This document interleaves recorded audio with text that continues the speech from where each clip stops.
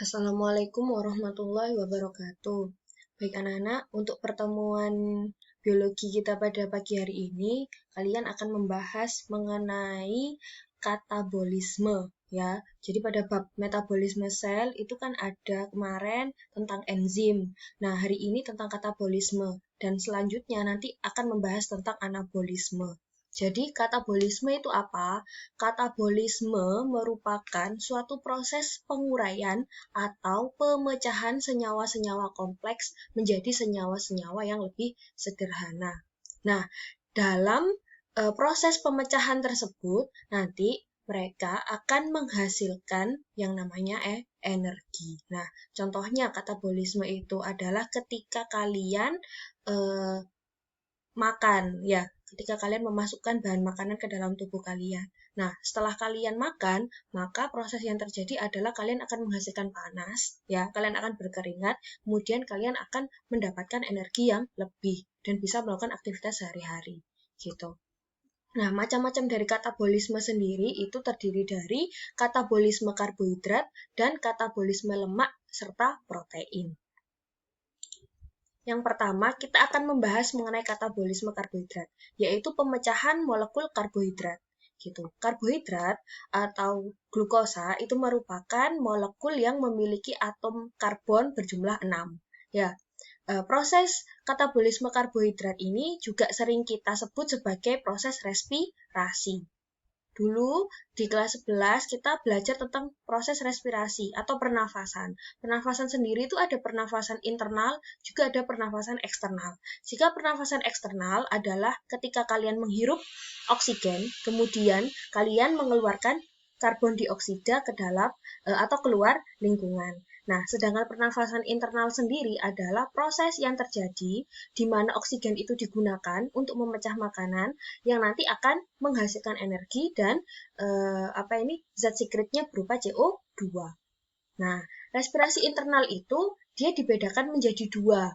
Ada respirasi aerob dan respirasi anaerob. Nah, yang pertama adalah respirasi aerob. Respirasi aerob adalah proses pemecahan karbohidrat yang dia itu membutuhkan oksigen. Atau ketika kandungan oksigen itu cukup di dalam sel, maka akan terjadi proses respirasi aerob. Proses respirasi aerob itu terdiri dari beberapa tahap. Di antaranya ada tahap yang pertama adalah tahap glikolisis. Nah, tahap glikolisis selanjutnya ada tahap dekarboksilasi oksidatif.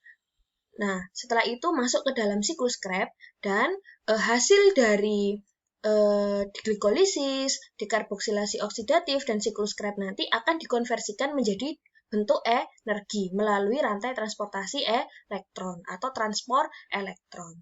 Gitu. Nah, yang pertama kita akan membahas mengenai proses glikolisis. Glikolisis itu merupakan proses pemecahan glukosa yang mempunyai atom karbon berjumlah 6, kemudian nanti dia akan menghasilkan 2 asam pirufat, 2 NADH, dan 2 ATP. Nah, ATP itu kan energi.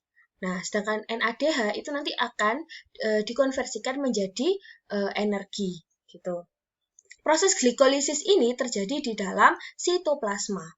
Ya, respirasi itu ketika kalian belajar di kelas 11, dia terdapat atau bereaksi di mitokondria, gitu kan. Nah, sedangkan glikolisis ini sebelum mereka masuk ke mitokondria, maka mereka melakukan proses glikolisis dulu. Jadi glikolisis ini tidak termasuk ke dalam respirasi aerob sebenarnya. Dia adalah respirasi secara umum, ya, baik aerob atau anaerob pasti melalui fase glikolisis. Jadi, tahap pertama, glukosa yang memiliki atom C berjumlah 6 ini, nah, ini akan berikatan dengan fosfat, ya. Ketika ada ATP, ATP ini akan melepaskan satu fosfatnya sehingga terbentuk ADP. Nah, fosfatnya itu akan diikat sehingga membentuk glukosa 6-fosfat. Nah, selanjutnya yang kedua, maka ini ada proses isomerasi ya oleh enzim fructose isomerase. Nah, jadi di sini ada ATP juga kembali diikat satu atom fosfatnya sehingga terbentuk ADP, membentuklah fruktos 1,6 bifosfat. Nah, selanjutnya ini masing-masing dari 3 molekul C, ya 3 atom C, maaf, 3 atom C itu akan terpisah. Nah, membentuk yang namanya PGAL, phosphoglyceraldehyde. Nah, jadi membentuk 2 PGAL. Selanjutnya masing-masing NAD+, ya, elektronnya itu akan mengikat satu fosfat, sehingga terbentuklah elektronnya itu akan mengikat satu ion hidrogen, sehingga dia membentuk NADH, gitu. Selanjutnya langsung akan terbentuk 1,3 diphosphoglycerol acid. Nah, ketika itu terbentuklah ATP, di mana fosfatnya itu akan diikat oleh ADP. Jadi di sini terbentuk ATP, di sini juga terbentuk ATP. Selanjutnya, maka ada proses pengikatan lagi jadi reaksi ini semuanya dilakukan oleh enzim secara enzimatis ya, oleh phosphoenol gruvic acid gitu. Nah, ADP ini akan mengikat satu fosfatnya sehingga terbentuk ATP. Jadi secara keseluruhan, maka akan terbentuk 4 ATP dari proses ini. Nah, 4 ATP itu akan berkurang 2, karena 2 ATP-nya digunakan ketika proses glukosa menjadi fruktosa. Gitu. Sehingga sisanya adalah 2 ATP. Dan di sini juga terbentuk 2 NADH. Selanjutnya, hasil dari akhir dari glikolisis itu ada senyawa dengan 3 atom karbon ya, namanya asam pirufat, masing-masing 2. Berarti yang dihasilkan adalah 2 asam pirufat, 2 NADH, dan 2 ATP. Nah, asam pirufat tadi itu akan masuk ke dalam mitokondria. Nah, dengan syarat ketika mitokondria itu terdapat oksigen yang cukup, maka dia akan masuk ke dalam reaksi DO, dekarboksilasi oksidatif. Di mana asam pirufat ini yang atomnya tadi C-nya berjumlah 3 itu akan melepaskan satu C-nya. Satu C-nya itu dilepaskan dalam bentuk CO2. Nah, sedangkan 2 atom C itu tadi akan berikatan dengan koenzim A, sehingga terbentuk asetil koenzim A. Selama pengikatan itu, maka NAD+ itu mengikat ion hidrogen, sehingga terbentuk NADH. Hasilnya, 2 asetil koenzim A, kemudian 2 CO2 dan 2 NADH. 2 asetil koenzim A itu merupakan senyawa antara. Nah, dia harus berikatan dengan senyawa asetil supaya bisa masuk ke dalam siklus Krebs. Di siklus Krebs ini masuk kemudian bereaksi di dalam matriks mitokondria. Nah, setelah asetil koenzim A tadi, dia akan berikatan dengan oksaloasetat. Ya, oksaloasetat ini akan berikatan dengan asam sitrat. Nah, asam sitrat akan berubah menjadi isositrat. Nah, selama proses ini ya, isositrat nanti akan mengikat ion hidrogen sehingga terbentuk NADPH atau NADH. NADH gitu ya. Nah, selanjutnya ada asam alfa ketoglutarat ya. Dalam prosesnya juga akan melepaskan CO2. Kemudian ada suksinil koenzim A. Nah, dalam proses siklus Krebs ini, mereka akan berikatan kan, suksinil koenzim A menjadi asam suksinat, kemudian berikatan membentuk asam fumarat, asam malat, kemudian balik lagi membentuk siklus berikatan dengan oksaloasetat, seperti itu. Nah, karena ini berlangsung secara 2 kali, tadi kan yang dibentuk adalah 2 asetil koenzim A, maka yang dihasilkan adalah di sini kan ada dihasilkan 2 CO2 ya, 2 CO2 dalam sekali siklus. Kemudian menghasilkan 3 NADH dalam sekali siklus. Gitu. Nah, selanjutnya menghasilkan 1 FADH2 dalam sekali siklus dan menghasilkan 1 ATP. Nah, jika dikalikan dengan 2, maka terbentuklah 4 CO2, 6 NADH, 2 FADH2, dan 2 ATP.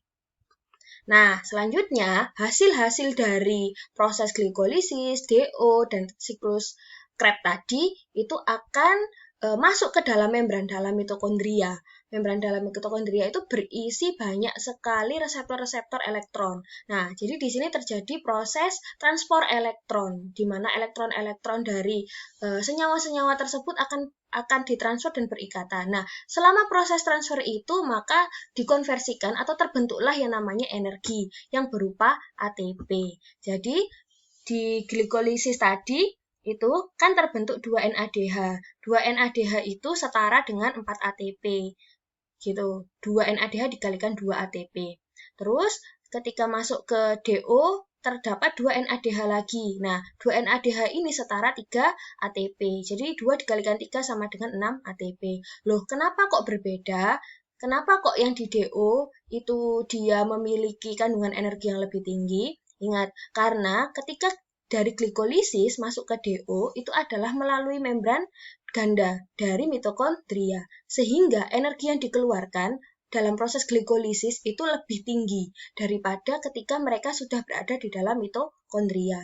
Jadi, konversi energinya akan lebih rendah gitu, akan terkuras atau terkurangi gitu.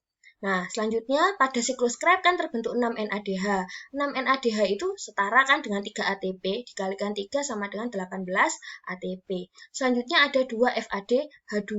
2 FADH2 ini setara dengan 2 ATP. Nah, FADH2 ini kenapa kok setara dengan 2 ATP? Karena reseptor elektronnya itu energinya lebih rendah daripada NADH. Jadi, dia setara dengan 2 ATP, sehingga 4. Jika dijumlahkan, ini adalah sama dengan 32 ATP.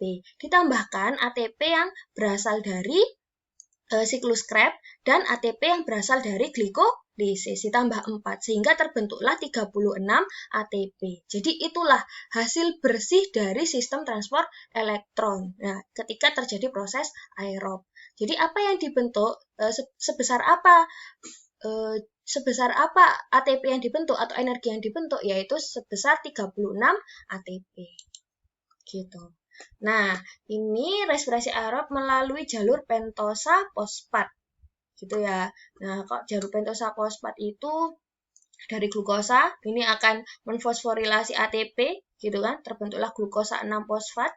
Kemudian ini ada proses NADPH, asam fosfoglukonat, gitu kan? Terus ada terbentuk NADPH. Hasilnya adalah CO2 dan 2 NADPH. Gitu.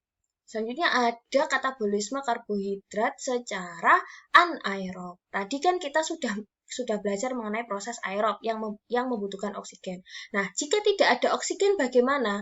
Dari proses glikolisis tadi, jika oksigen di dalam sel itu nggak cukup, maka ada dua kemungkinan. Dia akan masuk ke jalur fermentasi asam laktat atau fermentasi alkohol. Gitu. Nah, contohnya ini, jika ada glukosa dan masuk glikolisis ya, terbentuk 2 asam pirufat. Maka tadi dia akan masuk ke jalur asam laktat, terbentuk 2 fosfoenol pirufat. Nah, selama itu NADH itu akan melepaskan ion hidrogennya, sehingga terbentuk 2 asam laktat dan 2 ATP. Gitu. Sedangkan fermentasi alkohol itu akan berikatan, dia akan membentuk senyawa asetaldehid. Nah, selama itu dia juga akan mengeluarkan CO2.